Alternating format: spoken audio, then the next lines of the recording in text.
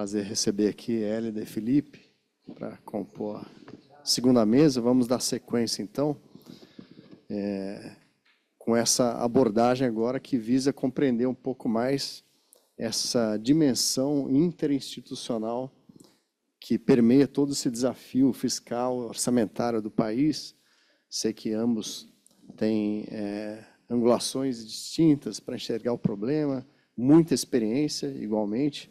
Felipe, desde a instituição fiscal independente, agora no mercado, na Warner, Hélida, no Tribunal de Contas, quase que nos fomos ali contemporâneos, e uma profunda conhecedora de direito financeiro, na sequência complementada novamente pelo deputado Rodrigo. Então, acho que a Hélida poderia dar início à sua exposição, mantendo aí essa dimensão da ordem de 20 minutos para cada. Bom dia a todas e todos. Agradeço o convite, Paulo. Entre tantos Paulos, Paulo Paiva. Fico muito grata de, nesta oportunidade sobre conflitos internacionais, pensar a reforma orçamentária, falar na condição de alguém que está há 13 anos dentro de um sistema de controle, sistema de controle externo, mas que passou uma década no Executivo Mineiro. Então, eu já estive do outro lado do balcão e tive a oportunidade também de exercer durante alguns anos cargo em comissão no Legislativo Mineiro. Então, de uma certa forma, e já fui advogada de um município de 60 mil habitantes na região metropolitana de Belo Horizonte, procuradora-geral de um município, nesse caso, para dar uma dimensão de que não é só o viés do olhar do controle que me informa. É muito importante, Pedro Leopoldo, Paulo, você deve lembrar. Na fala do Paulo Bijos, e eu vou dialogar um pouco com quem me antecedeu, porque eu acho importante a gente fazer um fio condutor. Não adianta eu agregar novas reflexões se eu também não fizer uma reflexão sobre o que me antecedeu. Um dos aspectos que sempre me incomoda quando é trafegado qualquer agenda de ajuste fiscal no nível da União, e isso aconteceu na emenda 95 e depois no próprio novo arcabouço fiscal, só se propõe ajuste destinado ao governo federal. Tanto a emenda 95 quanto a lei complementar 200 não dialogaram com os demais entes da federação. E se tem uma lacuna profunda na questão da qualidade do gasto público, é pensar 5.570 municípios que, não tendo a escala necessária e que são a maior parte da execução dos gastos federais, vejam, saúde e educação são, mesmo o Fundeb, o que a União executa diretamente é o ensino superior. Mas a maior parte do gasto federal se dá no nível local. E a gente não trafega a perspectiva de 1/4 desses municípios terem um patamar de 5 mil habitantes. Esse ponto de partida é central para quem quiser refletir, de fato, uma reforma do gasto, uma reforma orçamentária, para a gente, por exemplo, fazer um paralelo com a reforma tributária. Eu quero começar por esse ponto de partida. Sem governança federativa, numa escala mínima de prestação de serviços públicos, não há qualidade do gasto. A reforma tributária, a emenda 132, avançou numa perspectiva que pouca gente pensa, que é trazer simplificação, porque trouxe a escala da gestão também dos tributos. O comitê gestor vai conseguir aplacar um pouco a guerra fiscal, os incentivos tributários, a miríade de normas, porque, bem ou mal, concentrou um pouco esse cipoal que muitos municípios trazem, que os estados trazem. Pena que o ex-governador saiu, mas esse é um debate que precisa ser trafegado. Até que ponto grande parte da dispersão alocativa que temos, até para pensar em produtividade, com uma escala tão pequena de serviços, replicando gastos administrativos, ou seja, eu não estou falando de atividade finalística, eu estou falando de atividade meio. Aqui em São Paulo, eu trabalho no Ministério Público de Contas do Estado de São Paulo. Nós temos algo em torno de 60 municípios cuja receita própria é inferior ao custo de manutenção da Câmara, com dados levantados pelo próprio Tribunal de Contas do Estado. Isso não é discreto. Se o Estado mais rico da Federação tem 10% de seus municípios que não pagam o custo da Câmara, isso precisa ser trabalhado numa dimensão estrutural de como pensar a escala adequada dos serviços públicos essenciais. Tudo bem que não dá para impor consórcios, tudo bem que não é uma solução rápida e fácil, mas é um caminho estrutural. Sem voltar nesse patamar da governança federativa, não adianta o governo federal propor só e tão somente só regras fiscais aplicáveis a si mesmo. É um ponto de partida errado. Segundo aspecto que precisa ser trafegado em igual medida, eu vou ilustrar, inclusive, com a decisão que o Supremo Tribunal caminha para tomar sobre excluir as suas receitas próprias do novo arcabouço fiscal. E aqui falando de dentro do sistema de controle de quem vê a incoerência, inclusive, dos próprios tribunais de contas.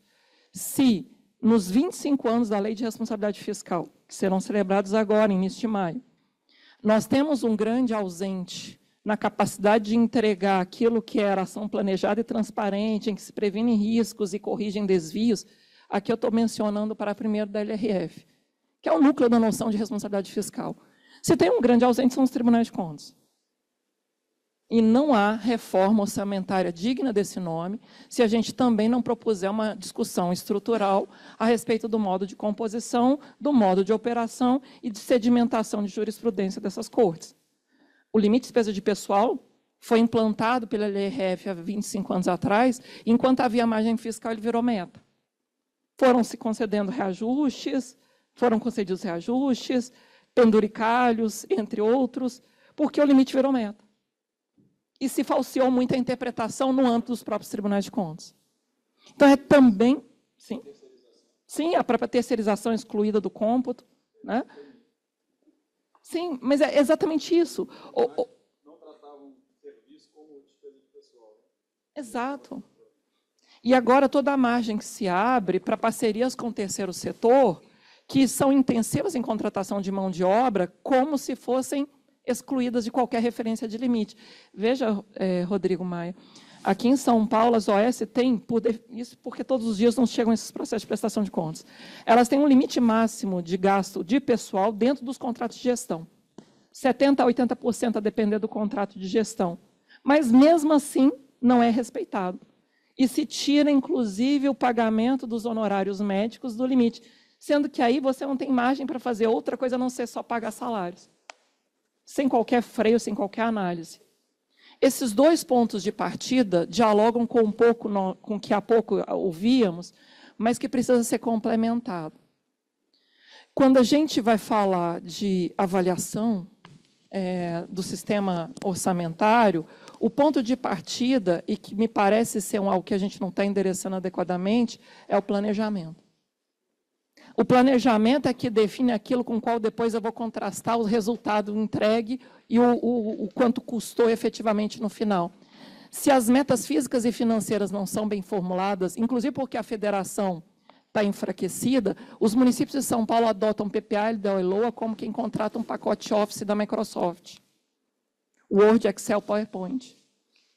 Nós temos uma estrutura de gestão orçamentária que, literalmente, não faz a concepção dos problemas que precisam ser resolvidos. Os municípios contratam pacotes de PPA e da LOA, junto à consultoria de contabilidade, de modo extremamente incremental, porque é um modelo já adotado antes e que apenas aplica a correção pela inflação, já é uma consultoria histórica, e que ninguém faz o diagnóstico da realidade.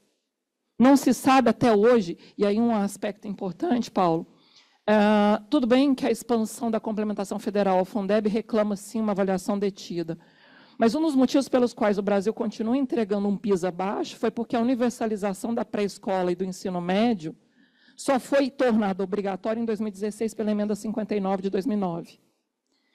E mesmo se tornando obrigatória a pré-escola para as crianças de 4 e 5 anos e para os jovens de 15 a 17 anos, a gente tem ainda algo em torno de 700 mil crianças fora da pré-escola. Os prefeitos deviam ter universalizado isso há 9 anos atrás, e os governos estaduais não conseguem resguardar a permanência no ensino médio. O problema da evasão que nos custa muito. Então, não tem receita milagrosa para, numa velocidade tão rápida, aumentando um pouco a alocação, você, por exemplo, lidar com o fato de que a maioria da população adulta no Brasil, ou muito perto dessa maioria, não concluiu nem a etapa obrigatória, nem o ensino médio. E veja, se eu não tenho um enfrentamento dessa população semi-alfabetizada, que são os pais da atual geração das crianças na escola, a escola sozinha não substitui esse déficit intergeracional. A maioria da população no Brasil não concluiu sequer o 2º grau. Coisa que a Argentina, que os países europeus, coisa que os Estados Unidos já enfrentaram há quase um século. Ou seja, não só o ensino fundamental, pegar a pré-escola, pegar o ensino médio, pegar uma formação efetivamente básica. Nós temos ainda quase metade da população sem essa formação básica. E não vai ser rápido se eles são os atuais pais das crianças. Os estímulos neuronais para essas crianças têm que ser, inclusive, complementados com mais oferta de tempo integral. Desde a creche, desde a pré-escola. Se eu tenho quase 700 mil crianças fora da pré-escola, imagina nas creches. Não tem debate de equidade de gênero, se me permitam, inclusive, nessa perspectiva de ser a primeira mulher a falar. Não tem debate de equidade de gênero que esse país mais precisa fazer, já que o orçamento sensível a gênero é também uma das agendas para a reforma orçamentária, do que expandir a oferta de vagas em creche, a pré-escola em tempo integral, o ensino fundamental em tempo integral. Então, o dinheiro do Fundeb precisa ser alocado, de fato, adequadamente, para expandir a oferta do tempo integral. Quando o deputado Rodrigo Maia falava há pouco sobre como a própria emenda do Fundeb pode ter sido capturada pelo debate dos sindicatos, o grande ausente, e aqui eu falo quem está dentro de Tribunal de Contas, que precisa de instrumentos para rastrear o caminho do dinheiro, é a falta do custo aluno qualidade. Essa metodologia nos permitiria evitar os desvios, que são imensos na área da educação. Os prefeitos fazem cômputos equivocados. Não sem razão,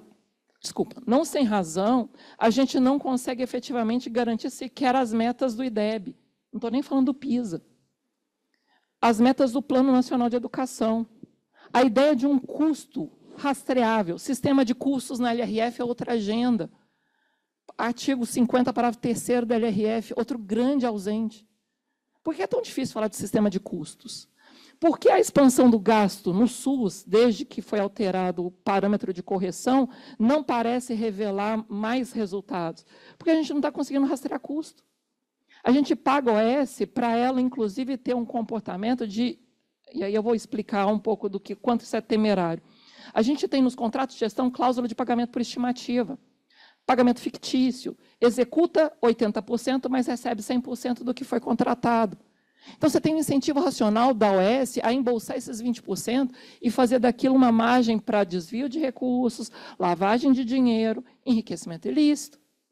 Algumas dessas entidades do terceiro setor são as que recebem as emendas parlamentares e que fazem a volta, como o Breno Pires tem denunciado na revista Piauí. O parlamentar indica para essas entidades, porque o CNPJ é escolhido privadamente pelo próprio parlamentar, e eu não tendo mensuração de custo, o céu é o limite. Eu não tendo um plano de trabalho, o céu é o limite. Então, o debate da reforma orçamentária apenas nesse nível abstrato nacional, sem vir ao chão de fábrica das prefeituras, esse nível da rua das prefeituras, sem vir aqui no diálogo com um órgão de controle que poderia estar retroalimentando o sistema e aprimorando adequadamente, ele soa quimera. A grande agenda de saída que precisa ser travada é, inclusive, pensar uma reforma orçamentária que talvez beba um pouco na fonte da reflexão da reforma tributária, a escala mínima dos serviços. Um planejamento que vincule a execução orçamentária.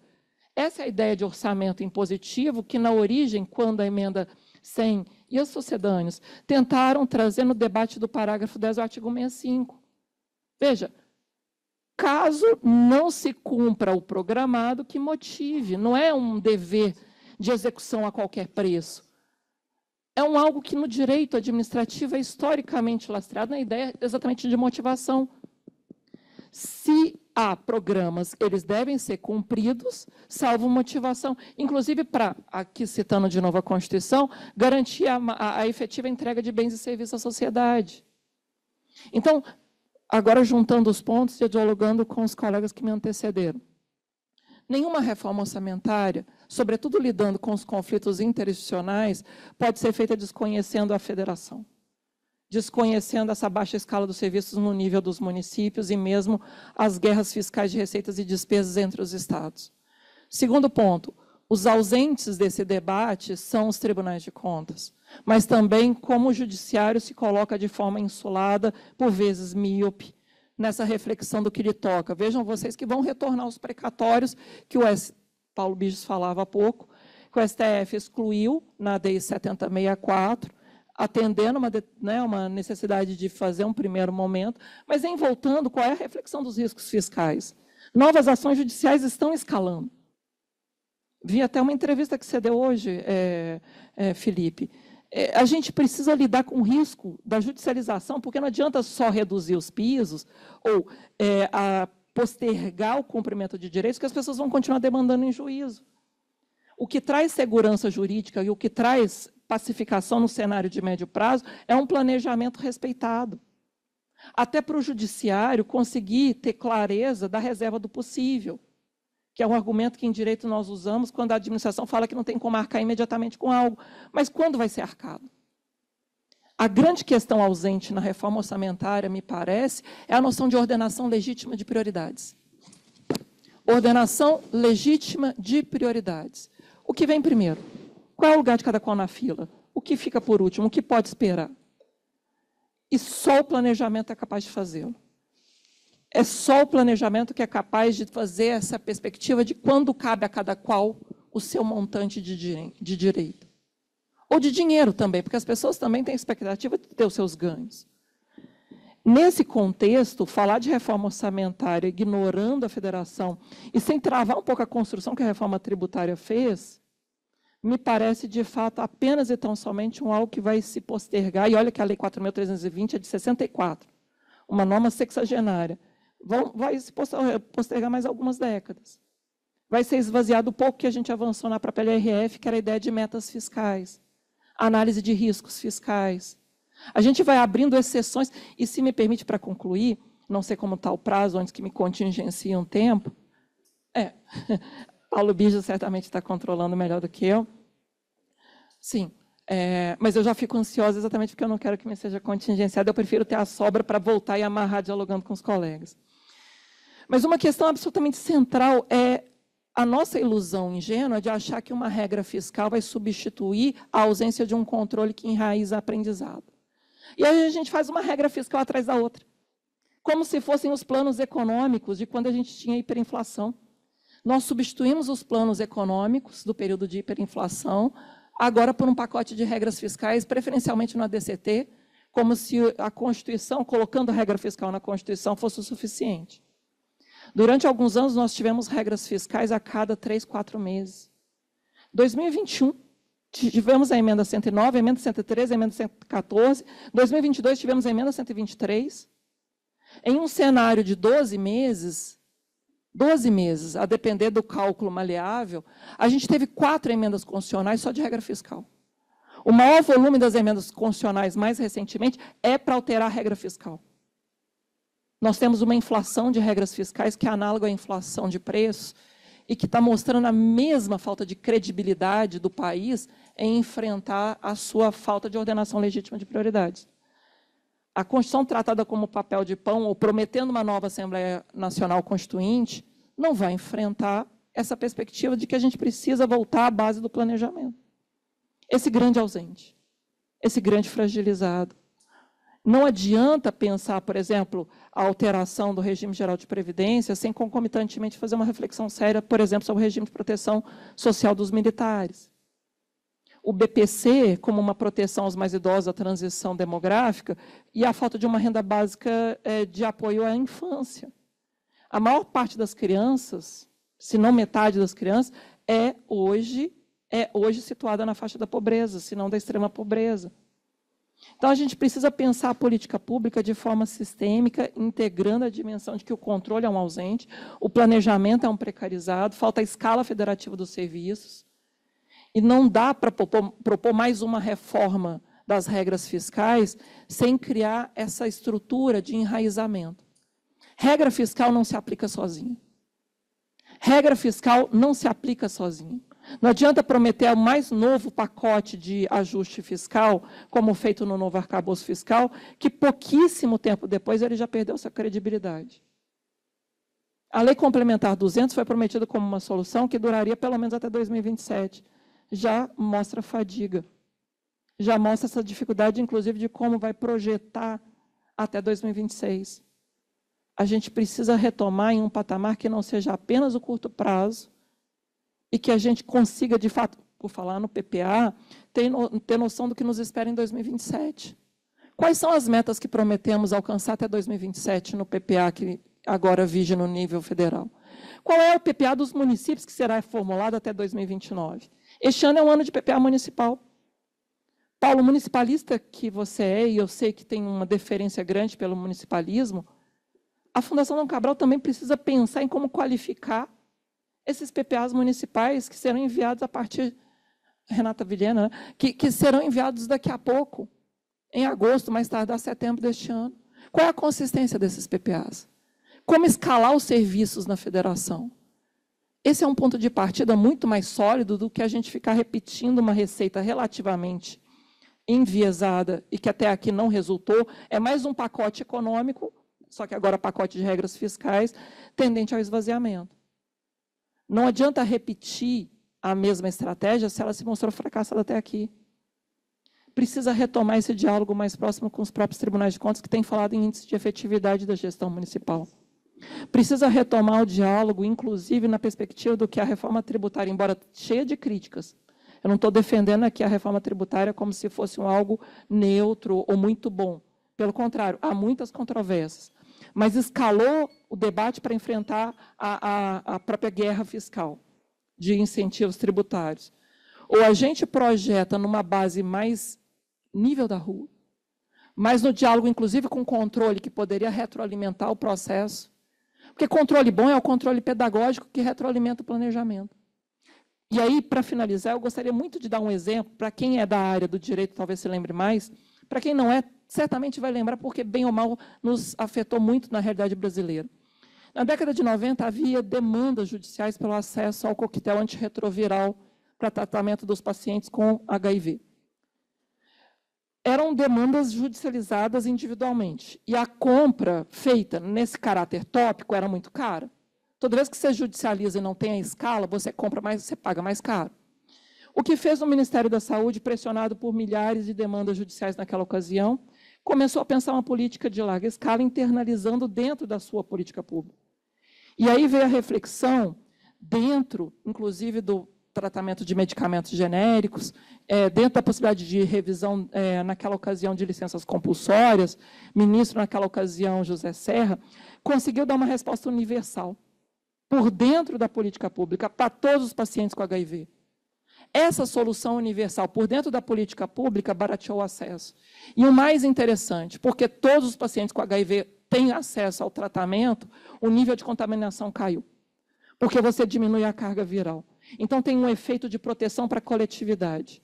Ao conceder um medicamento que reduz a carga viral, você não só oferece uma resposta mais econômica, que não apenas desafoga o judiciário, mas confere racionalidade à política pública, respondendo no SUS a sua razão de existir. Controle bom é o controle que retroalimenta o planejamento. Controle bom é o controle que permite à política pública aprender com seus erros e não a repeti-los como temos feito. Obrigada mais uma vez. Obrigado, Hélida. Acho que traz uma visão aqui bastante ampla, né, de como o ciclo todo tem que ser constituído, planejamento, execução, controle, avaliação, retroalimentação.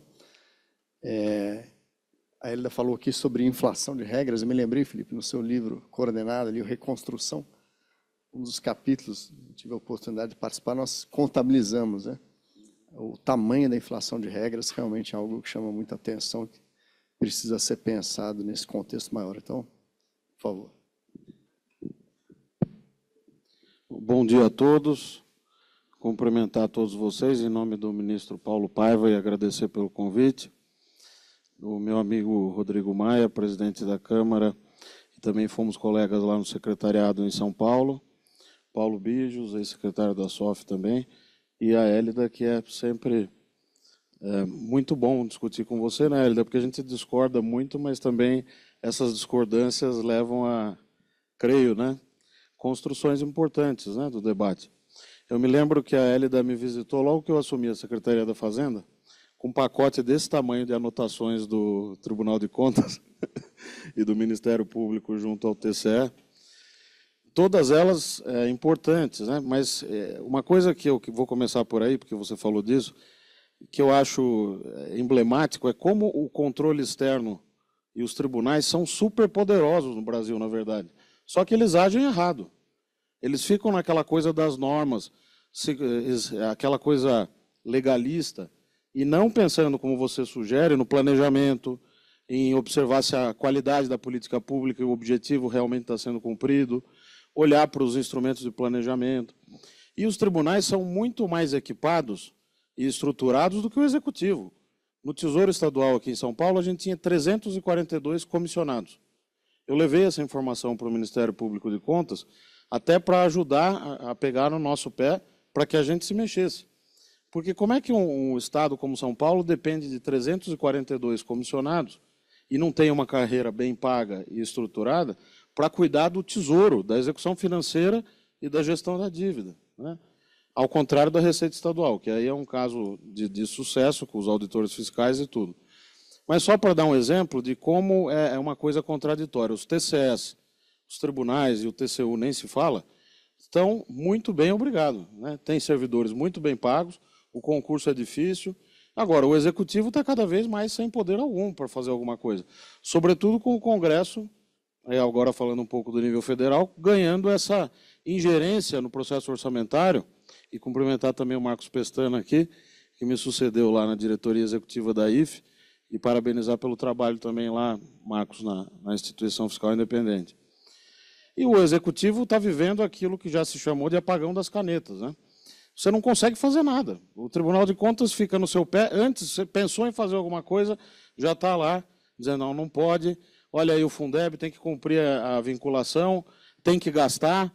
Pô, isso parece, é uma loucura, é um diálogo de surdos, né, que acontece.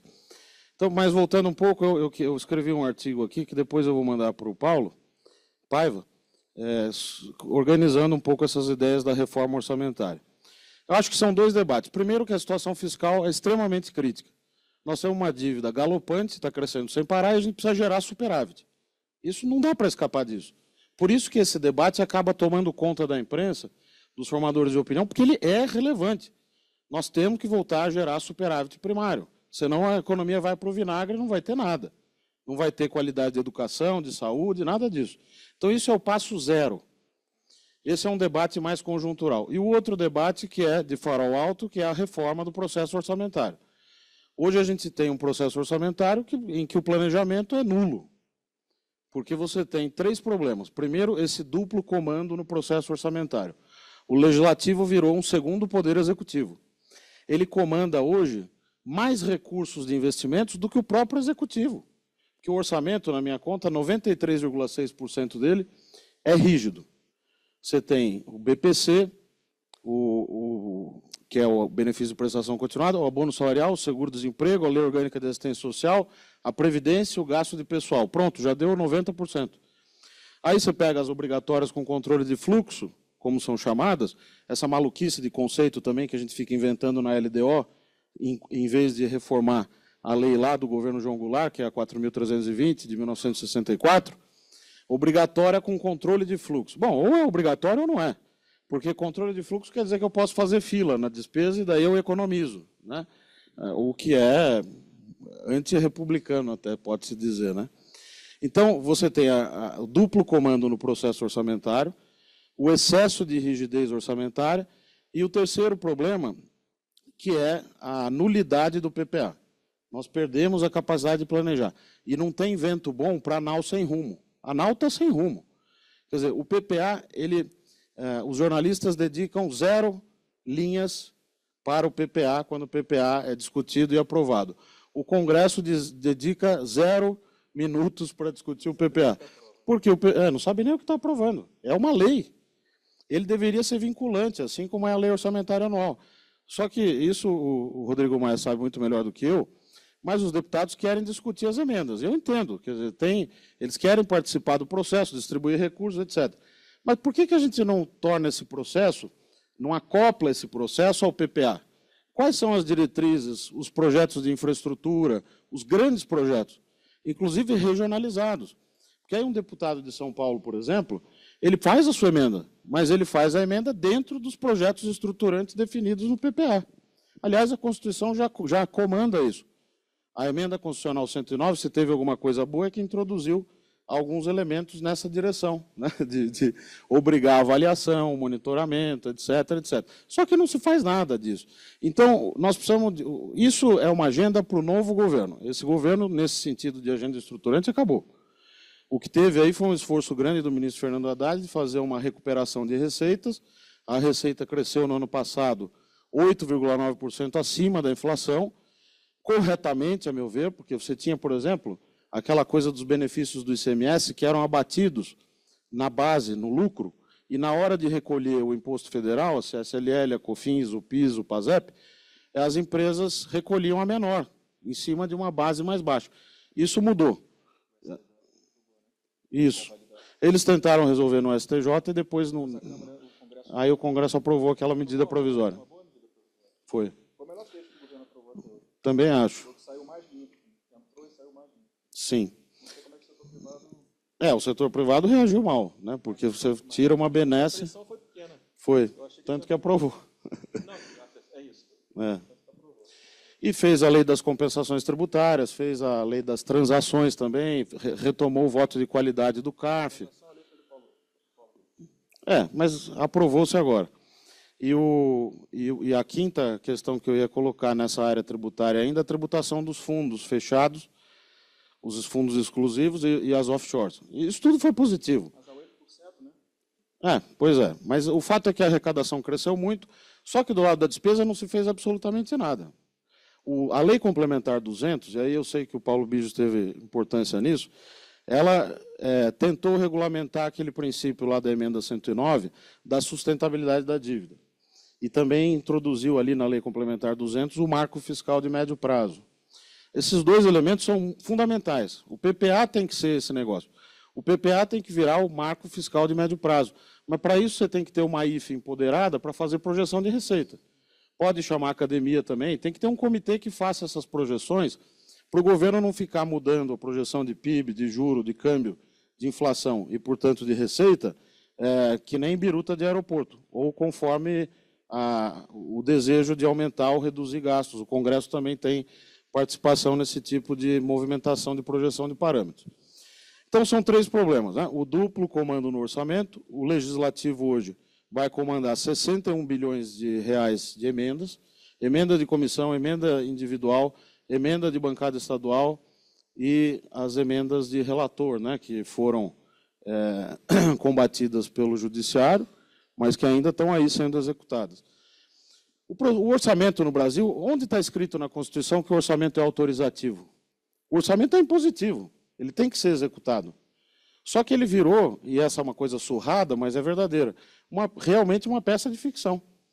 Nunca foi tão verdadeiro esse vaticínio que foi feito lá atrás e que só vai se confirmando a cada ano. Né? O que se discute no orçamento? Você tem um orçamento de 2 trilhões 550 bilhões, primário, né, tirando amortizações e juros, e tem uma despesa discricionária de 227 bilhões. Dentro dessa despesa de 227, tem a saúde e a educação, que eu preciso executar para cumprir os mínimos constitucionais, e tem que ficar executando, porque é vinculado à receita, e ele ocupa um pedaço da discricionária. Isso. Sim, a discricionária também ficou rígida agora. Então, tem saúde, educação, o custeio da máquina. Exato. As emendas, que são obrigatórias. Né? Então, sobra quanto? Tirando o custeio da máquina também. Sim, transferências para os estados e tudo. Então, você tem hoje um processo orçamentário em que o executivo não tem mais poder algum. Ele entrou num piloto automático, é um processo inercial. O orçamento do ano seguinte é o do ano anterior, multiplicado por 1 mais a inflação, em alguns casos 1 mais o PIB. Isso acontece em São Paulo também, eu me lembro. Você faz essa proposta, aí as áreas setoriais vêm, aqueles que choram mais, discute com o governador, com o secretário, e daí define um pouquinho mais, um pouquinho menos. Isso não é um processo orçamentário democrático. Ah, sim. Agora você mencionou, en passant, essa questão do judiciário com as suas receitas próprias ficando de fora das regras. Né? Isso é outra loucura. Porque eles querem autonomia para isso, né? Para poder gastar à vontade. Mas então tenham autonomia para arrecadar também tudo que eles precisam. Porque a autonomia financeira, orçamentária do judiciário, do Ministério Público, Deveria ser, então, completa, deveria ser plena. Mas quando é para espetar despesas e faturas novas, eles vão lá e espetam no Tesouro Nacional. Esse duplo comando no orçamento ele é extremamente prejudicial, porque você perde a possibilidade de planejar adequadamente políticas públicas, nem se fala o PPA, porque o PPA, ninguém sabe absolutamente o que tem no PPA. Se você for perguntar dos 513 parlamentares, duvido que 5 saibam falar das diretrizes, das metas físicas, por exemplo, em uma área que seja, saúde, ou educação, ou social, ou infraestrutura. O segundo problema, que é a rigidez, esse tem a ver com aquela primeira dimensão, que é conjuntural, porque a gente também não faz ajuste fiscal, porque você não consegue cortar da noite para o dia. Você já tem lá no anexo 5º da lei orçamentária toda aquela montanha de reajuste prevista, reposição de cargos, de aposentadorias, etc., e vai se caminhando de uma maneira que só consegue fazer ajuste no gasto pessoal daquele jeito que o ministro Paulo Guedes fez, interrompe salários e concursos, aí a despesa em proporção do PIB cai, só que é que nem você represar, você aperta a mola bastante, depois muda o governo, aquele negócio explode. E vai para cima do que teria ido se ele tivesse feito uma política de pessoal mais racional. O que nós temos que resgatar nessa matéria de pessoal é a agenda do ministro Bresser Pereira, lá da reforma da administração e da reforma gerencial do Estado. E não necessariamente vai gerar economia, mas nós precisamos discutir a reforma do Estado, né? Dentro dessa questão dos gastos de pessoal, do RH, etc., das carreiras. A rigidez, então, como é que você muda? Você precisa de emenda constitucional para mexer nas questões que são mais importantes, né? As vinculações e as indexações. São esses 2 pontos. Isso tem que mudar sob pena da gente não conseguir ter contas públicas organizadas mais. O que não dá mais essa coisa do contingenciamento já não ajuda mais em nada. Você não tem mais espaço para contingenciar aquilo que é necessário para fazer o superávit e equilibrar a dívida. Ah, mas o juro é muito alto. Bom, o juro é muito alto por várias razões, dentre elas a questão fiscal também, que coloca o juro lá na lua. Tem uma segunda questão do juro, que é a composição da dívida. As operações compromissadas, o excesso de letras financeiras do Tesouro, metade da dívida é indexada à própria Selic. Isso também explica, mas são vários fatores, né? Não tem uma questão só. A terceira dimensão que eu tinha mencionado, né, que é do PPA, que eu já comentei, nós temos que resgatar o papel do PPA, ou acabar com ele e criar uma coisa nova que realmente sirva para planejar, na linha do marco fiscal de médio prazo e coisas do tipo. Eu acho melhor fazer uma reforma incremental e aproveitar o que já tem, e tornar o PPA vinculante. O que significa isso? O Alan Schick, que é um professor da Universidade de Maryland, esteve aqui no Brasil, foi lá no TCU, inclusive, acho que 2008 ou 2009, que é o cara do orçamento por resultados, né? Tem rios de tinta publicados sobre isso. Ele falou uma frase interessante. Eu não sei se foi o Paulo ou se foi o Daniel Cury que me contou isso, e eu sempre repito, que o Brasil tem que escolher qual dos 2 orçamentos ele quer ter. O PPA é um orçamento e a lei orçamentária é um orçamento também, fora a LDO, que virou uma obesa mórbida, né? Com aquele monte de regras que tem ali, que vão sendo infladas todo ano para contemplar a lei complementar nova que chegou, a regra fiscal que alguém teve a ideia de colocar, etc. O PPA e a LOA. Então, eles precisam ser unificados de alguma maneira, eles têm que funcionar em conjunto. Inclusive, a subcomissão lá da Constituinte, eu tenho isso aqui no texto, que discutiu o PPA, o Zé Roberto Afonso fala disso num texto dele, eu pus aqui, ela registrou que deveria haver correlação e coordenação entre a lei orçamentária, o PPA e a LDO, e não há, né? A LDO ela ganhou essa importância enorme, quando deveria ser só uma lei de diretrizes, por conta desse espaço deixado pela Lei de Finanças Públicas, a Lei 4.320, que até hoje não foi reformada. Então, essas são as ideias gerais, e eu fiz uma lista aqui, que eu vou só passar por ela rapidamente, do que precisa ser feito, então, em resumo. Primeiro é a reforma da Lei de Finanças Públicas, para estabelecer parâmetros econômicos e orçamentários, conceitos, procedimentos, regras gerais, em acordo com o que se aprovou em termos de lei de responsabilidade fiscal, o novo arcabouço, o que quer que seja.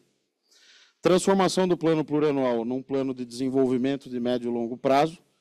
Não dá para querer abraçar o mundo no PPA, tem que ser diretrizes, né? Tem que ser coisas mais gerais, mas que sejam mandatórias. Os projetos de infraestrutura, os projetos da área social, e já está bom demais, né? Fortalecer a instituição fiscal independente para que ela possa fazer as projeções de receitas e despesas.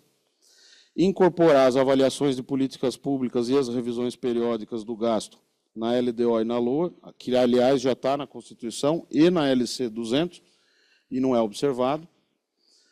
Acabar com a impositividade especial das emendas parlamentares.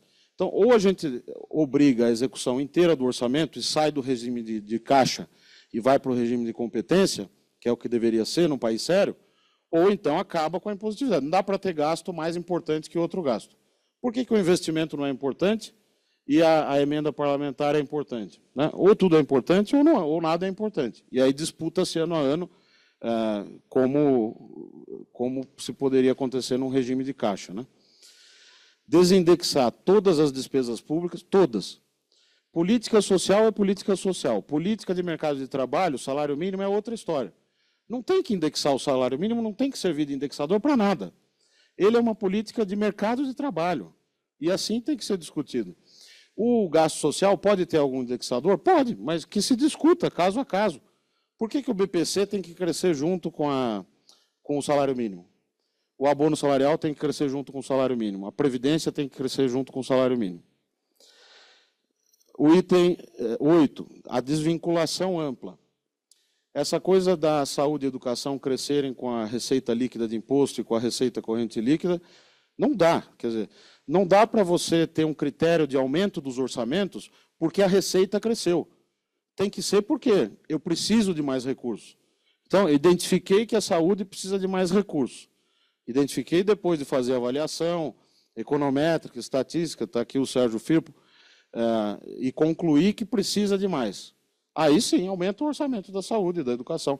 Agora, porque a receita cresceu, eu elevo o orçamento da saúde. Porque a receita cresceu, eu elevo o orçamento da educação. Essa ideia pode ter sido boa de 88 até início dos anos 2000. O Naércio Menezes Filho tem um paper que ele mostra que a vinculação na área da educação foi importante para garantir financiamento e explica uma parte da evolução que nós tivemos em termos de qualidade da educação. Mas não quer dizer que porque teve esse papel, agora para sempre tem que ser assim. Até porque a restrição orçamentária e fiscal é muito maior do que era antes. Né? Nono, criar no PPA e na LOA, em conjunto com os estados, a lista de obras prioritárias. Para definir um PPA que, de fato, as pessoas vão brigar por ele, porque as obras vão estar lá. Daí o deputado vai querer, não vai querer os 500 mil para Santa Casa. Ele vai querer os 500 mil para participar um pedacinho daquela obra que vai ter no interior de São Paulo e que ele vai poder levantar a bandeira dizendo que participou daquilo. Né? Nesse ponto dos estados, até porque a Hélida falou disso, eu acho que nós temos que tirar do papel o Conselho de Gestão Fiscal. Está previsto na Lei de Responsabilidade Fiscal, é uma instância federativa que precisa ser criada por lei. Está previsto na Lei Complementar 101, até hoje não foi tirado do papel. Porque a discussão federativa é um caos. Né? O que se faz é esse excesso de transferências, e elas só vão crescendo, aumento do fundo de participação, a cada 3 anos você tem mais e mais transferências, né? Já estou terminando, e não tem nenhum tipo de contrapartida do ponto de vista dos estados e municípios. Veja agora a reforma do imposto de renda. Já estão espetando a fatura no projeto de imposto de renda para criar uma transferência obrigatória, porque eles vão perder o retido na fonte. Ora, não tem obrigação nenhuma da União de compensar o retido na fonte, porque o Estado do Rio ou o Distrito Federal tem servidor excessivamente, e aí eles vão perder receita, que é uma receita que não é do fundo de participação. Pronto, aí já querem mais 20 bilhões. Isso é uma brincadeira, vai acabar com a reforma do imposto de renda antes de nascer. E o último ponto é restabelecer uma política de geração de superávites primários. E chega de discutir regra fiscal, também acho isso. A gente é pródigo em criar uma legislação, uma regra fiscal, mas não é pródigo em cumprir. Muito obrigado. Eu vou ser breve, que eu tenho que sair, só para comentar aqui, rapidamente, que eu anotei. Desindexar, não vai passar. Né? Não vai passar. Então, não vamos sonhar com o que não vai acontecer. O Paulo Guedes dizia, vou desvincular, vou entregar o orçamento para vocês. Não quero, Paulo. Você reforma, isso vai me entregar só para ficar pagando, vou cortar onde? A política não tem como fazer isso. Então, desindexar não vai, não tem voto. Nos próximos 2 anos, com certeza, não tem. Até porque a política do Lula, ninguém vai fazer um movimento desse enfrentamento faltando 1 ano para a eleição. A reforma administrativa agora, o Supremo, enfim, julgou. acabando com o regime jurídico único, agora, porque muitos estados e municípios, a questão da educação está desorganizando completamente as carreiras. Então, queria uma carreira no CLT, não precisa ser só com terceirizado. Eu acho que essa coisa que a gente trabalhou junto, né, Felipe? Eu estava aqui, não sei se já tinha chegado, que eu falei que não tive tempo, mas depois que eu saí da presidência, você, o Paulo, o Marcos Mendes, Marcos Lisboa, aquele grupo que a gente criou, a gente fez bastante coisa bacana ali, que certamente vai participar do debate agora. E uma dessas era o orçamento de médio prazo, vocês pelo menos me ensinaram, né? Que era a possibilidade da gente, criando uma despesa hoje, a gente já projetava como é que ela impactava o orçamento para frente, limitando assim a política, né? A política ia ter que entender o que ela fizesse agora. Eu achei bom acabar com essa LDO. A LDO, no fundo, não faz sentido nenhum. Em tese, a lei orçamentária aprovada, ela pode acabar com a lei de diretrizes. A lei por lei tem o mesmo patamar. Eu falo sempre isso. Não? Aprova a lei orçamentária e desfaz a lei de diretrizes orçamentárias. É porque, é o que ele falou, ela é um colchão para justificar tudo, né? Então, rapidamente. Né? E só para encerrar, um tema que você falou, que por um lado você elogiou e eu concordo, da reforma tributária, nós estamos correndo o risco de criar um monstrengo com esse IVA dual. Né? Porque, primeiro, não era necessário, mas tudo bem, para aprovar a federação exigiu. Só que agora os prefeitos e governadores saíram do debate, ficaram só os fiscais.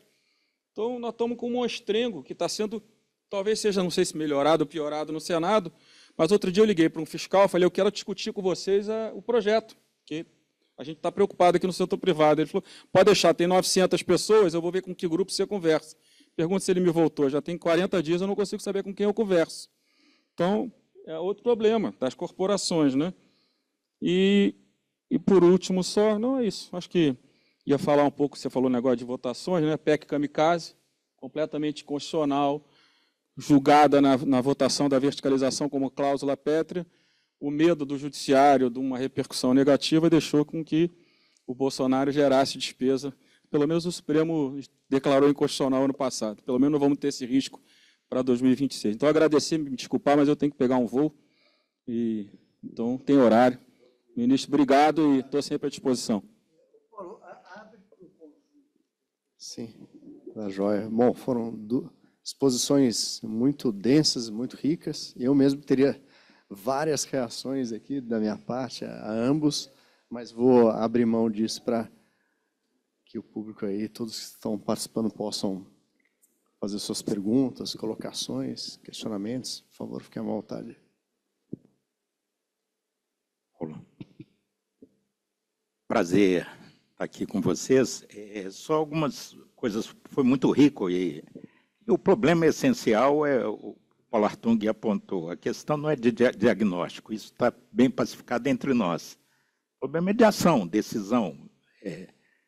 Nós estamos chegando nesse limite de o governo não governar. Não tem graça ser governante, não tem espaço de manobra nenhuma, vai caminhar para um estrangulamento pleno. E eu queria provocar, quer dizer, as projeções, você caracterizou bem, a projeção da IFE é muito maior para nós, a dívida passa de 100 em 29 e chega a 110 em 34, mas aquela é a média da percepção de mercado, né, que torna necessário gerar superávit de 2,5%, a nossa projeção atual.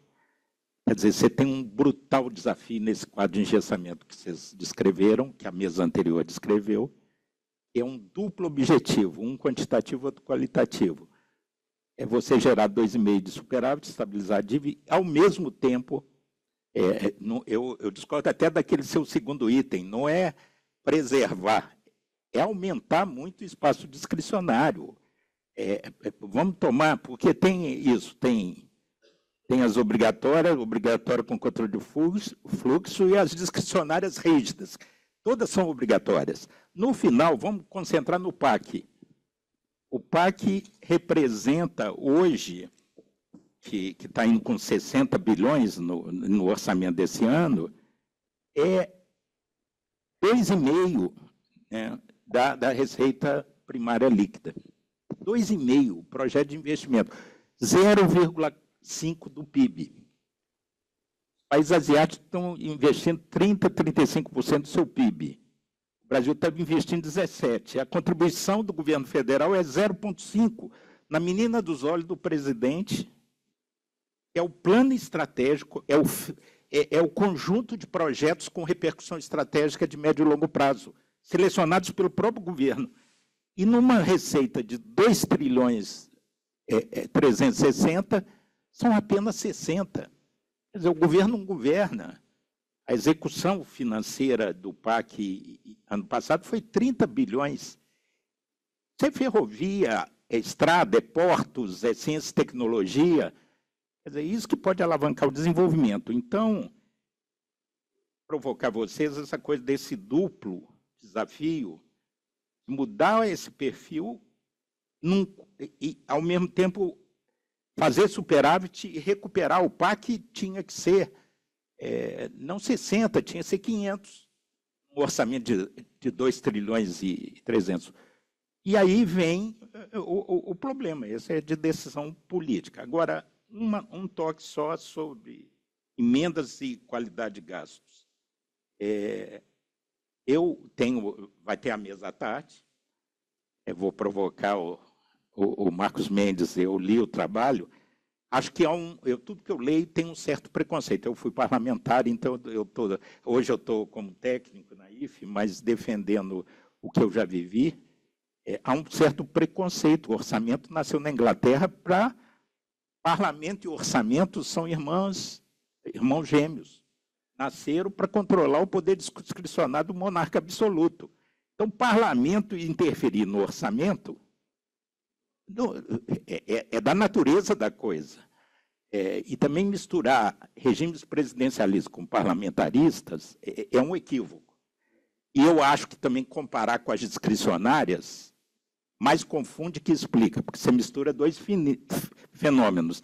A queda brusca das discricionárias, as emendas são o quê? 50 bilhões, 2 trilhões e 300. Então, não o problema é a qualidade da governança. E eu acho muito... Quando eu era secretário de Saúde de Minas, 8 anos, eu discutia com a bancada mineira todo ano. Dar um cardápio e discutir, o que você muito bem colocou, da escala do serviço. Eu falava, deputado, não coloque uma ressonância num município de 10 mil habitantes. Não tem profissional, não tem demanda. Tem um plano de regionalização aqui, encaixa. Aí ele queria pôr, até raio-x ficava encaixotado em município de 5 mil habitantes. Eu falava assim, quer fazer um centro de fisioterapia? É muito útil e é sustentável. A prefeitura consegue manter. Você oferece, você interage com... É muito cômodo você ficar no seu ministério e não interagir e não ir, porque o deputado e o senador querem fazer coisas boas. Não há, a não ser quem quer fazer confusão, corrupção. Mas eles querem levar benefícios para as suas comunidades, isso é legítimo. Agora, embolou tudo com a troca dos conceitos. Emenda individual, que é localista, com a emenda de bancada, que devia ser regional estruturante, com a emenda de comissão, que era nacional, era política pública. Lá na Comissão de Saúde que eu participava, era assim, faltava dinheiro para atenção ao autismo. Você ia, remanejava. Uma política nacional. Faltava teto para o ambulatorial e hospitalar. Você ia lá e remanejava. Mas não era localista e nem regional. Agora tem uma contradição em termos que a emenda de comissão, metade é para a saúde. O que a comissão de infraestrutura, ou de meio ambiente, ou de educação, tem que indicar 50% para a saúde? É uma contradição em termos. Né? Então, a distorção, igual a PIX, que foi uma reação que o Rodrigo descreveu, também é um absurdo, mas tem. Mas eu acho que tem que tirar a carga de preconceito. Eu, quando era deputado e veio a emenda, para mim foi uma libertação, porque eu era um deputado de oposição. Eu não oferecia emenda ao prefeito, porque eu de 15 milhões, eu executava 3, como eu era de oposição. Eu tinha que vender a alma ao diabo se eu quisesse executar mais. Aí o prefeito dava a emenda, ele desapropriava terreno, gastava dinheiro escasso com projeto de arquitetura e engenharia, no final o dinheiro não saía. Então, a emenda obrigatória foi uma libertação política do Congresso. Depois, exageraram. E, por último, a questão de qualidade. Tudo, as decisões congressuais não têm avaliação de qualidade, né? Fundeb, desoneração da folha, foi e voltou. Qual foi o impacto? Ninguém mediu o impacto. O que aconteceu? Aquele programa de aceleração de investimento do governo Dilma, via BNDES, você fazia, botava 50 bilhões numa noite, lá desse dia, depois 100, ao todo foram 500 bilhões. Ninguém avaliava se estava tendo impacto no investimento e no emprego, né? Piso Nacional da Enfermagem, que é uma excrescência federativa, né? Uma decisão nacional que vai atropelando tudo. Então, eu acho que é um quadro muito complexo, esse elenco de desafio que queria ouvir vocês, mas eu estou na IFE agora, a nossa percepção, tem duas péssimas notícias. Primeiro, a percepção, o atual governo já jogou a toalha, não vai haver nenhuma, vai haver gestão do dia a dia, do cotidiano. Vai ter nenhuma medida heróica, tanto que a medida mais relevante desse ano, ela não visa, é justiça tributária, não é ajuste fiscal. E a outra notícia ruim é que 17, aí a coisa chega a um estrangulamento absoluto, porque os precatórios voltam para a conta e em 2019 começam a fluir os fundos da reforma tributária, que não entraram no orçamento desse ano, e que vão fluir a partir de 29, e é uma conta salgada. Então, o horizonte é o pior possível. E dentro desse horizonte, você tem esse grupo, vocês falaram muito sobre isso, mas é uma encrenca que eu também estou bem pessimista, para falar a verdade. Bom, eu vou ser bem breve. Eu acho que o importante nesse cenário todo é termos um foco daquilo em relação ao que é prioritário, né? Realmente, eu acho que hoje o prognóstico está bem colocado, as projeções divergem minimamente quanto aos números, ao cenário de estrangulamento das despesas discricionárias. Eu digo até o seguinte, hoje ainda estamos num ambiente de rigidez. Se não reformarmos, em algum momento encontraremos uma necrose do quadro fiscal orçamentário, e realmente é preciso lutar para, no mínimo, né, Marcos, preservar as discricionárias e, idealmente, expandi-las. E em relação a essa questão do foco, daquilo que é prioritário, eu convirjo, especialmente com 2 pontos desse decálogo de propostas do Felipe, que, salvo engano, são 7, 8, é desindexar e desvincular. No ver, são as medidas fiscais de mais alto impacto que poderiam nos colocar numa nova rota de gestão fiscal mais sustentável. Complemento. É interessante observar que governar é fazer escolhas. A desindexação e a desvinculação já tinham ocorrido.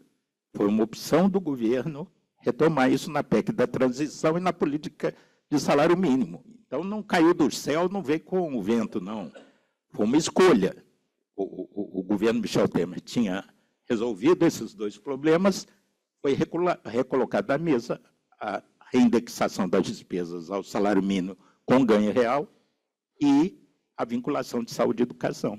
Eu até acho que a gente consegue fazer uma retrospectiva um pouco mais longa, desde 88, que a questão vem sendo discutida. Eu, especialmente, fiz a ressalva de que todas as minhas colocações e propostas não se confundem com críticas a governo A ou B. Acho que é importante a gente trazer aqui uma reflexão do Estado para como escaparmos desse cenário de desafio fiscal. Então, Felipe, Marcos, em relação à própria questão do investimento, é interessante, 0,5% do PIB no PAC, né? Que a gente ainda tem um conceito de investimento da década de 60, que é só cimento e tijolo. Mesmo a noção de que ciência e tecnologia, né, bens imateriais, patentes, são claramente investimentos, despesas de capital, não há tanta clareza, inclusive no sistema de controle externo. A estrutura que você pode potencializar para promover isso reclamava, inclusive, uma revisão do que seja despesa de capital até para fins da regra de ouro. A gente precisava voltar em algumas questões. O próprio Zé Roberto Afonso fez um estudo grande propondo um código fiscal. propondo uma organização da nossa legislação orçamentário-financeira, uma consolidação, para a gente, inclusive, sair desse cipoal de a cada conflito distributivo que vai se acirrando, vir com uma nova regra fiscal de curto fôlego. Né? Eu me lembro claramente que a emenda 95 reforçou regras da Lei de Responsabilidade Fiscal de quando ultrapassasse o limite de despesa, por exemplo, né, tendo algumas sanções, os gatilhos, que depois o governo tentou reforçar em mais outra emenda constitucional e nenhum deles foi cumprido. Assim, 3 regras fiscais, a LRF, a emenda 95, depois uma emenda subsequente, a renúncia de receitas mesmo. Na LRF, artigo 14, inclusive ali você poderia já ter uma noção de limite de vigência, porque a renúncia fiscal deveria estar adstrita à própria comprovação de que não afeta as metas fiscais e se afetar a medida compensatória. Depois veio a emenda 95, colocou o artigo 113 do ADCT. Depois a emenda 109 pediu um plano de revisão para ficar em 2% do PIB, hoje já está em 6% do PIB, dados do próprio TCU, e a gente não consegue fazer face. Eu, pessoalmente, tenho lá muitas restrições sobre a perspectiva da desvinculação, porque no nível municipal não houvesse o dever de gasto mínimo, em especial para a educação, não haveria política pública. O prefeito até adora abrir maternidade para chamar de sua, ainda que a escala seja inexistente, mas não tem o menor compromisso em manter a estrutura de atendimento educacional, nem de expandir o gasto para a oferta em tempo integral. Então, a gente tem que tomar muita cautela nesse debate, sobretudo, de novo, fortalecendo a escala federativa do serviço, fortalecendo o planejamento. Não há resposta rápida e fácil para problema antigo e complexo. A gente precisa fazer um debate muito enraizado e, sobretudo, resgatando o lugar onde o controle está, que não cumpre também aquilo que lhe cabe. Que controle é esse que não retroalimenta o ciclo da política pública e não permite aprendizado? Se tem, de fato, algo que eu quero acentuar, é que a gente repete os erros do passado, promete novas emendas constitucionais, novas leis complementares de ajuste fiscal, porque a gente não consegue cumprir as regras já vigentes. Talvez esse seja o grande gargalo. Novas regras fiscais não vão fazer o que as anteriores não fizeram se a gente não corrigir, de fato, quem não está sendo o responsável por garantir o seu cumprimento, os guardiões do seu cumprimento. Os incentivos atuais são para que as novas regras fiscais continuem a ser descumpridas, esvaziadas. E a existência da rigidez em si precisa ser tematizada, inclusive, de por que tem sido assim. Por que o deputado Rodrigo Maia falava há pouco que é pouco provável que a gente supere a indexação, a desvinculação? O sistema da política tem lá suas razões. Talvez a gente tentar esvaziar totalmente as vinculações abra ainda mais espaço para a alocação balcanizada nas emendas parlamentares. Esses atuais 50 bilhões cresceram, inclusive, quando a gente tentou abrir algumas despesas obrigatórias. Toda vez que você, inclusive o atraso nas despesas obrigatórias, a fila de espera de algumas despesas obrigatórias, você vai gerando ali no pagamento do BPC, no próprio regime geral de previdência, toda vez que você atrasa, você abre margem fiscal para mais emenda parlamentar, que em ano eleitoral tem primazia de pagamento no primeiro semestre, trazendo para o executivo o dever de fazer contingenciamento sozinho. Então, a gente tem que tomar muito cuidado com uma proposta que, ao final e ao cabo, depois vai ser ocupada pelo próprio parlamento de modo nem sempre republicano ou planejado. Não, eu quero só reagir a 2 pontos. Eu acho que essa questão da rigidez... Eu concordo com quase tudo que você falou, Marcos. A questão das emendas é onde eu discordo, porque você tem uma experiência enorme do parlamento e tudo, mas é um volume muito grande e não há controle.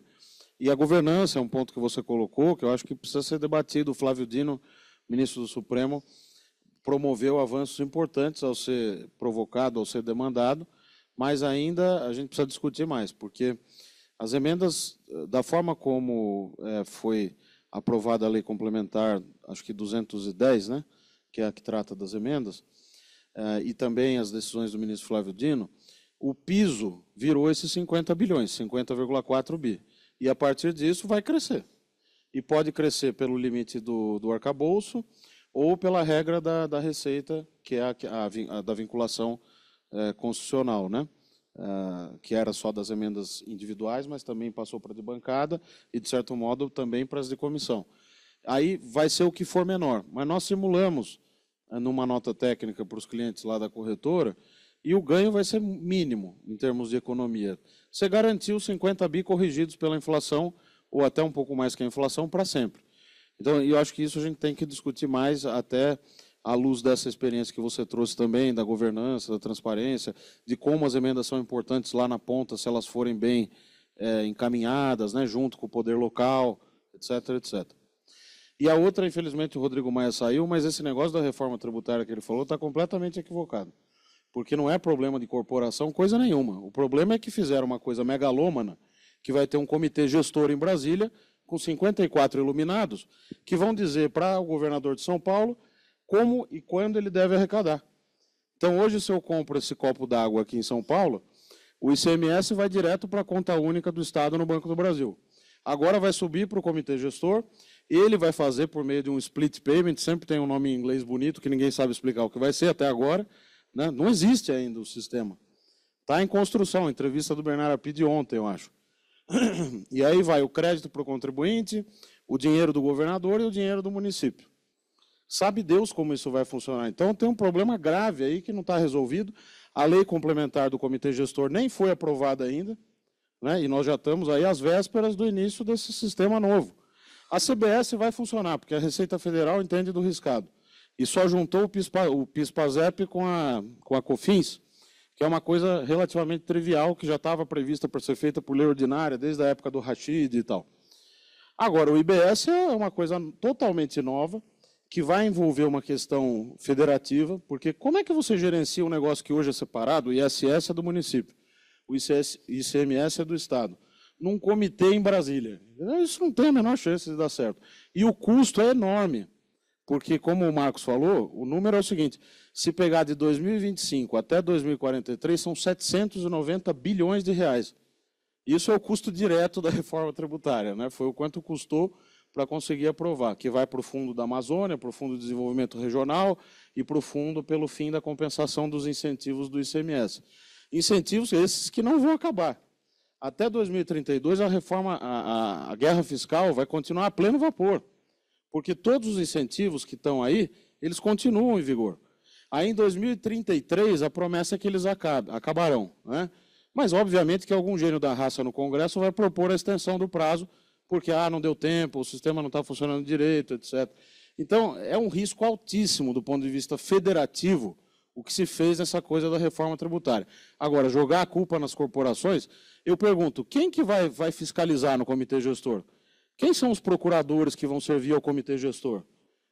Então, quer dizer que vai ter uma diligência, Marcos, lá em Minas, por exemplo, que vai ter um procurador do Acre, um auditor fiscal de Pernambuco, formando essa diligência para auditar uma empresa lá de Minas Gerais. E cadê a autonomia dos entes? Percebe? Então, essa é uma discussão à parte, mas já que a gente entrou nesse tema, eu não podia deixar de falar. Queria fazer um breve comentário também a respeito de emendas. Eu, apesar de fiscalista, também tenho a cabeça na ciência política, mais recentemente, e entendo essa questão do lado virtuoso de representação, né, do político eleito, parlamentar, deputado, senador, com as suas bases eleitorais. Existe esse lado. Eu fiz a gente está falando aqui sobre governança das emendas, que acho que aí sim, todos concordam que existe uma questão a ser equacionada, né, para torná-las realmente virtuosas em tese, né, e trazer isso mais para a prática. Em 2021, eu publiquei um texto para discussão justamente com esse título, Governança Legislativa Orçamentária, né? E aí, dentre os tipos de emendas que existem, as individuais, de bancada estadual e de comissão, as principais, relator a gente pensou mais como erros ou omissões, né? A meu ver, o caminho mais próspero, onde a gente deveria investir assim, energia propositiva, seria em apostar nas emendas de comissão, justamente, porque, a meu ver, elas têm duas virtudes que as outras não têm. As comissões temáticas elas promovem decisões colegiadas, ao contrário de... Hoje nós temos um problema muito grande, acho que à tarde vai ser abordado, isso da pulverização, né?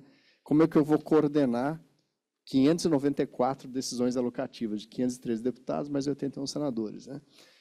Então, elas têm a virtude de ser uma decisão colegiada, e a segunda, especializada. Emenda na área da saúde, então, que passe pelo crivo da Comissão de Saúde, emenda de educação que passe pelo crivo da Comissão de Educação e assim por diante. É um caminho, eu sei que ainda não está tão em voga, mas é uma proposta. Só citar um exemplo. Na minha época, emenda de bancada era projeto regional estruturante. A bancada mineira era um samba de uma nota só. Metrô da região metropolitana, duplicação da 381 e Rodoanel. Aí descobriram a primeira distorção, a rachadinha. E era, você põe um dinheiro lá no Ministério da Agricultura e cada um indica 3 municípios, 4, 5 para ganhar trator. Que é útil também, mas distorção de conceitos, né? Porque antes eram obras realmente estruturantes, né? A de comissão não tinha, a emenda individual é localista por definição. É posto de saúde, é centro de farmácia do SUS, é pré-escola e tal. E é útil. Há um certo preconceito, como se fosse dinheiro jogado fora. Se tiver uma boa governança, é útil. Né? E as emendas de comissão, que foram as demonizadas, que passaram pela emenda de relator, naquela disfunção ali de 19 a 21, elas eram políticas públicas nacionais, elas não eram fulanizadas para municípios ou para estados. Era correção do orçamento interno do Ministério. Agora, a confusão conceitual chegou a tal ponto que a Comissão de Educação tem que destinar metade das suas emendas para a saúde, para facilitar a encrenca do engessamento orçamentário, que não tem nada a ver, uma coisa a ver com a outra. A Comissão de Meio Ambiente, Sustentabilidade, fazer 50% das suas emendas para a saúde. É uma disfunção conceitual. Tem que dar o nome certo às coisas e botar boas regras. Agora, ter preconceito, achando que as decisões do Executivo têm maior qualidade que do Legislativo, eu acho uma distorção, porque o orçamento nasceu no século XVII para a sociedade controlar o rei, não o contrário, né? Só um diálogo em torno ainda das emendas, o Rodrigo está aqui também, vai poder debater na parte da tarde. Realmente agora começa até a surgir a figura das emendas de líderes partidários. Isso o ministro Flávio Dino pontuou muito claramente, né? E mesmo nas emendas que são viabilizadas por transferências especiais, o famoso PIX orçamentário, o que o ministro Flávio Dino tem mais demandado é plano de trabalho, de novo, a fragilidade do planejamento. E, Felipe, dialogando sobre a questão da reforma tributária, eu tenho muita consciência da fragilidade federativa que ela abre, mas a frente de reflexão que eu quero trazer e nela insistir é que o modo atual de gestão de políticas públicas, com 5.570 municípios, 27 entes em nível estadual, se bem que o Distrito Federal tem uma particularidade que acaba acoplando também competências municipais. Do modo como se encontra, eu me lembro um texto da Marta Rett, fabuloso, referencial, dos mitos da descentralização. Nós não estamos conseguindo pensar a racionalidade da gestão dos serviços públicos na base do território, onde, de fato, são executados a maior parte dos recursos federais, executada a maior parte dos recursos federais, se a gente não enfrentar a necessidade de pensar a escala mínima do serviço. Esse é um ponto de partida nuclear. O inchaço de quadro de pessoal nas prefeituras, comissionados troca-troca, a falta de concepção do que é de fato necessário para atender a sociedade, é ali que mora a base do que tem que ser pensado de reforma orçamentária. Ou a gente volta nessa base, ou, de fato, a gente vai continuar propondo uma receita de curto prazo, aquilo que eu brinquei falando que resposta rápida e fácil para problema antigo e complexo, sem enfrentar as nossas mazelas de base. Falta de saneamento básico, essa dificuldade da qualidade da educação, mínimo letramento. Mesmo os postos de saúde que deveriam fazer atenção primária, mas você já vai e satura direto pronto-socorro. Ora, se 70% dos atendimentos não forem resolvidos pela atenção primária à saúde, não tem dinheiro que chegue para o SUS. Com a população envelhecendo, então, nem se fala. Deixar todo mundo bater direto no hospital não é resposta para o envelhecimento da população. Quem quer que estude política de saúde sabe. A atenção primária à saúde tem que ser resolutiva em 70% a 80% dos casos. Prevenção e promoção à saúde. Não, por isso que eu estou falando. Você quer pensar política pública a sério, para a racionalidade do gasto, você vai ter que voltar nessa questão da escala federativa do serviço. E no fortalecimento do planejamento. em síntese, isso, e só dialogando, porque, inclusive, o parlamento se renova, né, trazendo algumas questões controversas, exemplo dessas emendas de líderes partidários, que o ministro Flávio Dino tem questionado. Ninguém é melhor do que outrem. Todos os parlamentares estão no mesmo patamar. Nenhum líder vale mais do que qualquer deputado ou senador. O único sistema de saúde municipalizado é o brasileiro, no mundo. Todos são regionais, por causa da questão de escala. Comentário aqui, porque senão o Pestana vai dominar aqui a discussão, que eu sei que ela é totalmente, a gente fica realmente assim, ouvido nisso tudo, né? E o meu comentário no sentido, da última fala, culpa quando ele fala, não vai passar, não vai passar, se encaminhar isso não vai passar. E no caso foi em relação à situação. Todos nós sabemos, e aqui foi mais do que enfatizado, que o maior problema que a gente tem é a rigidez orçamentária, as vinculações que existem. Virou uma bagunça, uma peça de ficção, porque o orçamento se encaminha para a Câmara, para as assembleias legislativas, eles se distorcem no primeiro mês da sua execução, quando a gente faz a alocação das cotas orçamentárias. Então, aí já alterou totalmente. Do meu ponto de vista, quando a gente olha para o Estado, em raras exceções, existem despesas discricionárias, porque o que se gasta com pagamento de pessoal, com pagamento dos estados, né, para a dívida com a União, educação, saúde, outras vinculações que, infelizmente, também existem nos estados e que necessariamente, pelo menos para prestar contas ao Tribunal de Contas, elas precisam ser cumpridas, acabou, não existe mais.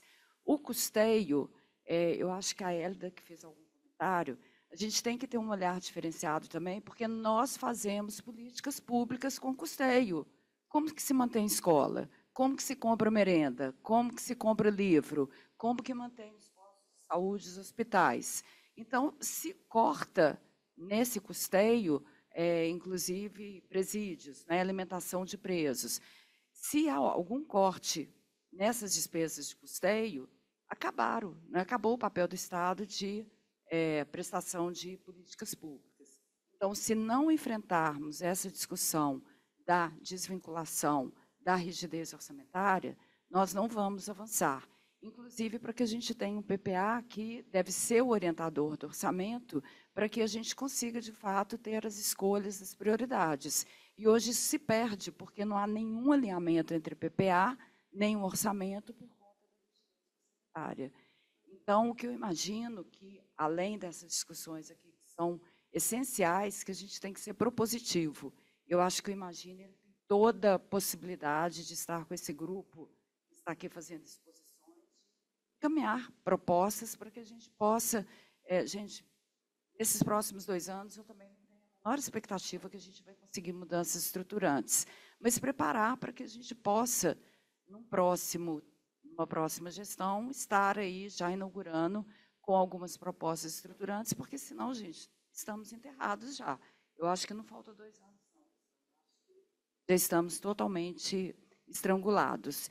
Aliado ao ponto que o Felipe falou, a reforma administrativa tem que vir junto com isso, porque se não mudarmos a estrutura de pessoal, se o governo não regulamentar agora o fim do regime jurídico único, se não mudarmos as nossas estruturas de carreira, nós não vamos avançar. A gente precisa realmente de ter um arcabouço bem estruturado, propositivo, para que a gente consiga enfrentar o que nós precisamos em termos de país para prestar políticas públicas.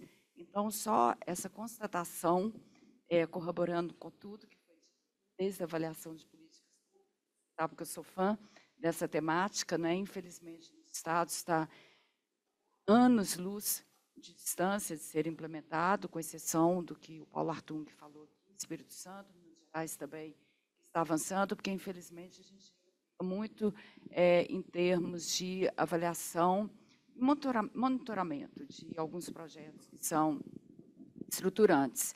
E quando eu fiz o trabalho...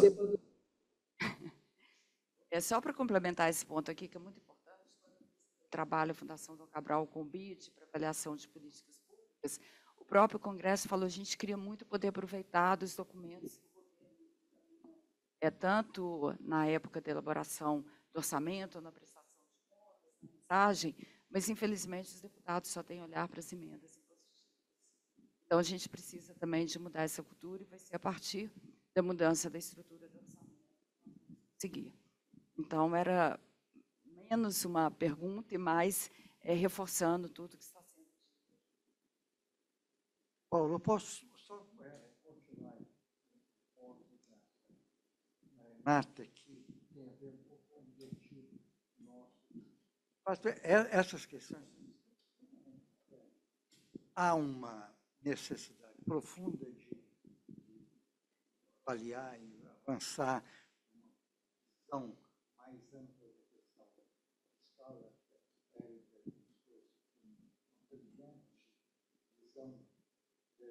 das questões e da necessidade de continuar necessariamente o próximo. Nós gostaríamos de voltar a discutir basicamente questões mais estruturais, mas há um ponto que no texto desse ano, o Paulo Bijos, com Almeida, lá com o seu colega, que é o seguinte, há uma possibilidade, talvez, daqui a uma semana tenha o encaminhamento da LDO para o orçamento do próximo ano. Paulo Bijos, já numa análise anterior, chamou a atenção da quase inviabilidade do orçamento, da execução do orçamento em 27, e nós temos um dilema, dado o nosso conhecimento, há uma preocupação muito grande com mudanças profundas e estruturais, até algumas pessoas pensam, inclusive, na mesma coisa que ocorreu com o Plano Real, tenta uma mudança que mobiliza a população. Esse campo, acho que é muito difícil mobilizar a população pela complexidade do tema e pelo seu impacto, que ele toca no dia a dia das pessoas, ela não vê essa questão.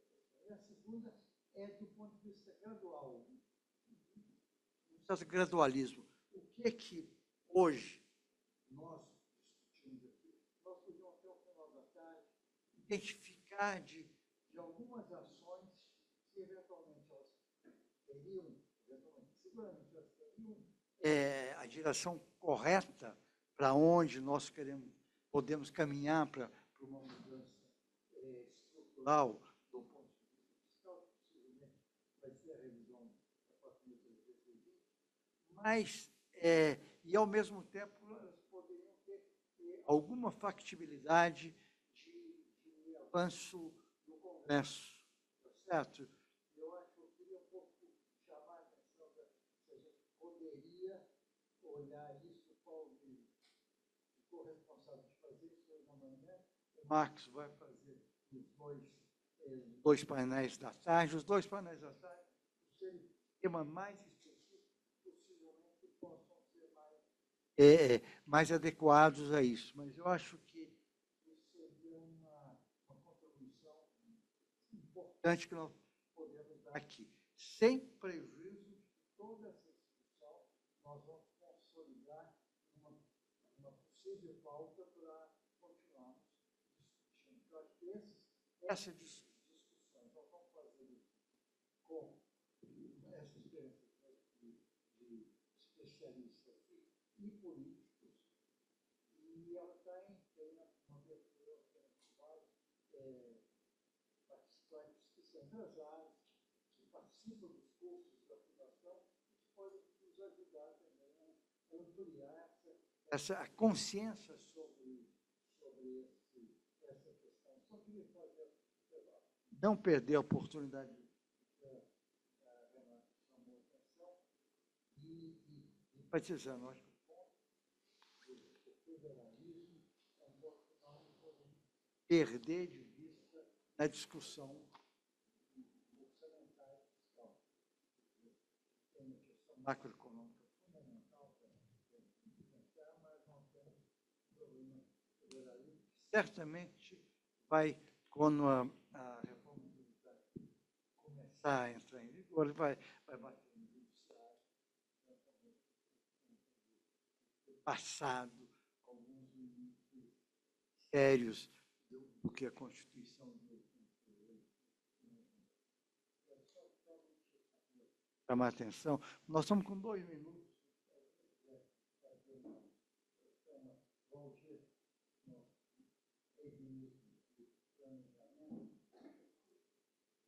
Obrigado. Obrigado. Bom dia a todos. Prazer estar com vocês, Waldir Simão. Só mais algumas observações de quem passou algum bom tempo da vida atrás do balcão da administração pública. Eu não acredito que a gente tenha arranjos institucionais hoje suficientes para que esses problemas e esses dilemas que a gente tem possam ser enfrentados. Veja porque boa parte dessas instituições elas são capturadas pelas corporações. O que falou aqui o Rodrigo Maia, de que não vai passar, é uma agenda que é impossível de colocar, de desvincular a previdência do salário mínimo. O que eu aposto, né, e a palavra-chave que foi mencionada aqui é governança. A gente tem que ampliar a governança de instituições que tenham essa capacidade de trazer para a sociedade informações transparentes do caminho que a gente está enfrentando. O exemplo que trouxe aqui sobre a projeção atuarial do regime geral de previdência social, que talvez seja uma das peças mais importantes da LDO, é muito claro. Quer dizer, primeiro, uma peça de ficção. Você analisar a projeção atuarial, o que você coloca como parâmetro econômico para enxergar lá na frente, você vê que está tudo errado. Segundo, aquilo era para deixar a gente não de cabelo em pé, porque eu já perdi os cabelos exatamente tentando convencer que era necessário colocar o déficit atuarial no balanço da União, e a gente colocou e não aconteceu nada. Mas, assim, se a gente não começar a trabalhar com princípios um pouco mais estabelecidos, por exemplo, para a Previdência, em que eu vincule obrigatoriamente as metas ao desenvolvimento de determinada administração, a gente não vai sair do lugar. Você segregar a principal despesa que a gente tem, Previdência Social, segregar regime geral e regime urbano e rural, que a gente vai ver que há uma distorção. Agora, quem está administrando o sistema, o governo que está administrando, tem que zelar pela sustentabilidade daquele regime, seja aumentando a receita, um sistema contributivo, seja diminuindo a despesa. E aí, buscando, eventualmente, até a desvinculação. Mas isso tem que ser discutido num fórum que envolva a sociedade, envolva os interessados. A mesma coisa, o próprio CEMAP. A nossa expectativa de quando criamos lá em 2016 era que, em algum momento, a sociedade civil pudesse ser colocada no âmbito da avaliação das políticas públicas. Mas é difícil fazer isso. O CEMAP devia atuar, inclusive, ex ante, avaliando o desenho das políticas. A gente acabou de implementar uma nova política importante, pé de meia, não tem aqui nenhum critério para avaliação, nada, não tem informação para avaliar, mas a gente está falando de uma política que custa 12 bilhões de reais por ano, e de partida a gente já errou em 5 bilhões. Quem zela pelo bom desenho, pela avaliação de risco, pela sustentabilidade? O CEMAP devia ser instância decisória, mais uma vez, com a participação da sociedade civil. E o terceiro exemplo, foi citado aqui também, o PAC. A gente aprova um projeto que é importantíssimo, e 1/3 da conta é pago pelo setor privado. O setor privado não está na governança. Coloca 4 ministros do centro de governo, fechados, sem discutir com a sociedade quais são as prioridades. Aliás, o desafio, qual é a principal obra de infraestrutura do Brasil nos dias de hoje? Qual é a mais impactante? A gente não tem. Isso são dilemas como esse que eu acho que a sociedade civil e o empresariado podem ajudar o governo, trazendo mais transparência, mais responsabilidade e, ao mesmo tempo, respaldando decisões políticas que são difíceis de tomar, na alocação dos escassos recursos públicos que a gente tem. Era isso, professor. Muito obrigado.